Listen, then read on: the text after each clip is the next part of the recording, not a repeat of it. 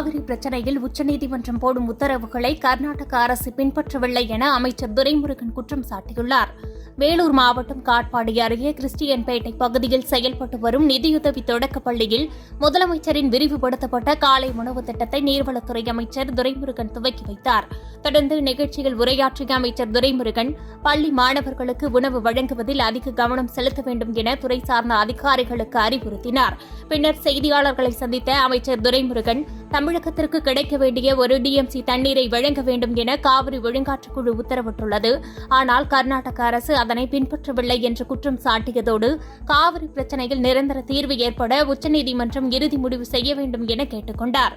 தமிழகத்துக்கு தர வேண்டியது நிறைய இருந்தாலும் அவருடைய அடிப்படை தேவைகளை போக்குவதற்காக வாழ்வது ஒரு நாள் ஒன்றுக்கு 1 டிஎம்சியை நீங்கள் விட வேண்டும் என்று சொன்னார்கள். ஆனால் அந்த 1 டிஎம்சியை கூட தரமாட்டேன் என்று அவர்கள் ஒரு அடம்பிடித்துக் கொண்டிருந்தார்கள். இதுவரையில் பத்திரிகைகளுக்கு தருவது, சதகட்சி கூட்டம் நடத்துவது என்ற போக்கில் கர்நாடக அரசு நடந்து கொண்டது. ஆனால் நாங்கள் நிலைமைகளை விளக்கி கர்நாடக அரசு கனிவுடன் கவனிக்க வேண்டும் என்று சொன்னோம். ஆனால் அந்த போக்கிலிருந்து கர்நாடக அரசு மாறாமல் 1 டிஎம்சி தர முடியாது என்று சொல்லிவிட்டு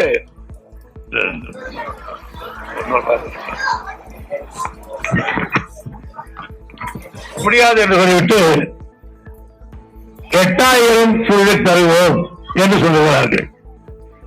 அதாவது 1 டிஎம்சி என்பது 16,574 கியூசெக். அது கூட தராமல் 8000 தருவோம் என்று சொல்லுகிறார்கள். முதலமைச்சரின் காலை உணவு விரிவாக்க திட்டத்தினை தூத்துக்குடியில் நாடாளுமன்ற உறுப்பினர் கனிமொழி தொடங்கி வைத்து மாணவர்களுடன் உணவு அருந்தினார். பெருந்தலைவர் காமராஜரின் பிறந்த நாளான இன்று திருவள்ளூர் மாவட்டம் கீழச்சேரி கிராமத்தில் உள்ள புனித அன்னாள் அரசு உதவி பெறும் தொடக்கப் பள்ளியில் காலை உணவு திட்டத்தை முதலமைச்சர் மு க ஸ்டாலின் தொடங்கி வைத்தார்.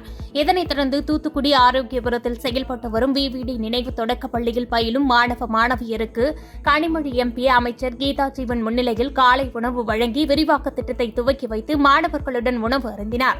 இந்நிகழ்ச்சியில் மாவட்ட ஆட்சித்தலைவர் லட்சுமிபதி உள்ளிட்ட பலர் கலந்து கொண்டனர். விருத்தாசலம் அருகே விபத்தில் சிக்கி 2 வாலிபர்கள் உயிரிழந்த நிலையில் விபத்தை வேடிக்கை பார்த்தவர்கள் மீது அதிவேகமாக வந்த கார் மோதிய விபத்தில் 16 பேர் படுகாயமடைந்த சம்பவம் அதிர்ச்சியை ஏற்படுத்தி வருகிறது. கடலூர் மாவட்டம் விருத்தாசலம் அடுத்த கீரம்பூர் கிராமத்தைச் சேர்ந்த பிரதீப் ராஜ் மற்றும் மணிமாறன் ஆகிய வாலிபர்கள் இருவரும் அருகில் உள்ள கிராமமான மணவாளநல்லூரில் உள்ள உறவினர் வீட்டு பிறந்தநாள் நிகழ்ச்சிக்கு தனது இருசக்கர வாகனத்தில் சென்று கொண்டிருந்தனர். கீரம்பூர் நோக்கி சென்று கொண்டிருந்த போது எதிரே அதிவேகமாக வந்த லாரி மோதிய விபத்தில் வாலிபர்கள் இருவரும் சம்பவ இடத்திலேயே உயிரிழந்தனர். விபத்தை அறிந்து சுற்றுவட்டார பகுதியைச் சேர்ந்த பொதுமக்கள் அங்கு குவிந்தனர். அப்போது வேப்பூர் பகுதியில் இருந்து அதிவேகமாக வந்து கொண்டிருந்த கார் ஒன்று சாலை விபத்தை வேடிக்கை பார்த்தவர்கள் மீதும் சாலையோரத்தில் நிறுத்தி வைக்கப்பட்டிருந்த இருசக்கர வாகனம் மீது மோதி விபத்துக்குள்ளானது. இதில் வேடிக்கை பார்த்த சுமார் 16 பேர் படுகாயமடைந்த நிலையில் கார் ஓட்டுநரை சரமாரியாக அங்கிருந்த பொதுமக்கள் தாக்கியுள்ளனர். தொடர்ந்து படுகாயமடைந்த 16 பேரையும் விருத்தாசலம் போலீசார் மற்றும் விடுதலை சிறுத்தைகள் கட்சி கடலூர் மைய மாவட்ட செயலாளர் VR நீதிவள்ளல் ஆகியோர் மீட்டு 108 ஆம்புலன்ஸ் மூலமாக விருத்தாசலம் அரசு மருத்துவமனைக்கு சிகிச்சைக்காக அனுப்பி வைத்தனர்.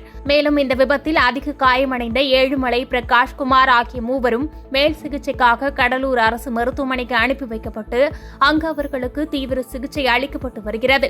இச்சம்பவம் குறித்து விருத்தாசலம் போலீசார் வழக்கு பதிவு செய்து விசாரணை நடத்தி வருவதோடு விபத்தை ஏற்படுத்திவிட்டு நிற்காமல் சென்ற லாரி ஓட்டுநரை தேடி வருகின்றனர். இதற்கிடையில் போக்குவரத்தை சீர் செய்த போலீசார் நூலிழையில் அதிர்ஷ்டவசமாக விபத்தில் இருந்து உயிர் தப்பினார். மேலும் இச்சம்பவத்தால் விருத்தாசலம் சேலம் சாலையில் சுமார் 2 மணி நேரமாக கடும் போக்குவரத்து நெரிசல் ஏற்பட்டதால் சாலையின் இருபுறமும் 1 கிலோமீட்டர் தொலைவில் வாகனங்கள் அணிவகுத்து நின்றன. செஞ்சி அருகே விபத்தை தடுக்க முயன்று ஓட்டுநரின் கட்டுப்பாட்டை இழந்த சரக்கு வாகனம் பள்ளத்தில் கவிழ்ந்ததில் ஒருவர் உயிரிழந்தார்.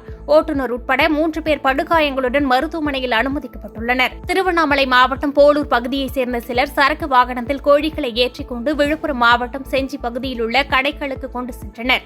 பணி முடிந்து அதே சரக்கு வாகனத்தில் அனைவரும் போலூர் பகுதிக்கு திரும்பிக் கொண்டிருந்தபோது செஞ்சி அடுத்த சத்தியமங்கலம் பகுதியில் புதுச்சேரி கிருஷ்ணகிரி தேசிய நெடுஞ்சாலையில் எதிரே வந்த இருசக்கர வாகனம் மீது மோதாமல் தடுக்க சரக்கு வாகன ஓட்டுநர் பாக்கியராஜ் உடனடியாக பிரேக் அடித்துள்ளார்.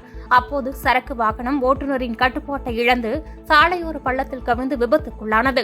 விபத்து குறித்து அறிந்து சம்பவ இடத்திற்கு சென்ற சத்தியமங்கலம் காவல்துறையினர் விபத்தில் சிக்கி உயிரிழந்த சந்துரு என்பவரது உடலை சரக்கு வாகனத்தில் இருந்து மீட்டு செஞ்சி அரசு பொது மருத்துவமனைக்கு அனுப்பி வைத்தனர்.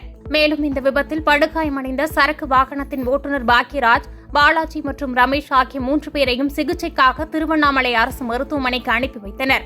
இதனைத் தொடர்ந்து போலீசார் விபத்து குறித்து வழக்கு பதிவு செய்து விசாரணை மேற்கொண்டு வருகின்றனர். குடியாத்தம் அருகே ஆட்டோவில் மணல் கடத்திய இளைஞரை ரோந்து போலீசார் கையும் களவுமாக கைது செய்தனர். வேலூர் மாவட்டம் குடியாத்தம் போடிப்பேட்டை பகுதியில் போலீசார் வழக்கமான ரோந்து பணியில் ஈடுபட்டிருந்தனர். அப்போது அவ்வழியாக சென்ற ஆட்டோ ஒன்றை சந்தேகத்தின் பேரில் போலீசார் நிறுத்தி சோதனை செய்தனர். சோதனையில் ஆட்டோவில் மணல் கடத்தி சென்றது தெரியவந்தது. மேலும் இது தொடர்பாக போலீசார் நடத்திய விசாரணையில் கவுண்டனி மகாநதி ஆற்றில் இருந்து மணலை கடத்தி விற்பனையில் ஈடுபட முயன்றது தெரியவந்தது. போலீசார் சோதனையின் போது தப்பி ஓட முயன்ற குடியாத்தம் அடுத்த சீவூர் பகுதியைச் சேர்ந்த மகேந்திரன் என்பவரை போலீசார் கைது செய்ததோடு மணல் கடத்தலில் ஈடுபட்டதாக மகேந்திரன் மீது வழக்கு பதிவு செய்து நடவடிக்கை மேற்கொண்டு வருகின்றனர்.